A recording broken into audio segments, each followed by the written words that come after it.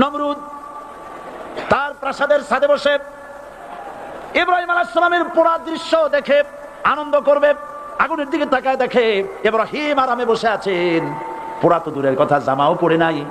ও ডাক দিয়া বলে, রে আগুন, গোটা জাতি নিয়ে তোর পূজা করলাম, আমার দুশমন কেন জ্বালাইতে পারিস না? তোর জ্বালানো শক্তি কি নষ্ট হয়ে গেছে নাকি?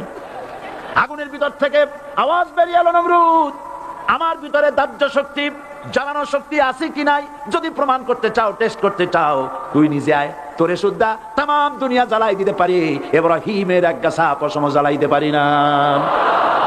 বিশ্বকবি আল্লামা ইকবাল কি সুন্দর করে বলেছেন, আজ ভি হো जो इब्राहिम का ईमान पैदा आग कर सकती है एक अंदाज़े गुलिस्तान पैदा। ইব্রাহিমের ঈমান যদি আজও কোথাও হয় বিদ্যমান, করতে পারেন অগ্নিকুণ্ডে খুবসুরত এক গুলিস্তান। এখনো যদি ইব্রাহিমের সন্তানদেরকে আগুনের মধ্যে ফেলে দেওয়া হয়, আর ইব্রাহিম ঈমান যদি থাকে, আগুনকে ফুলের বাগান বানাবার ক্ষমতা আল্লাহর আছে।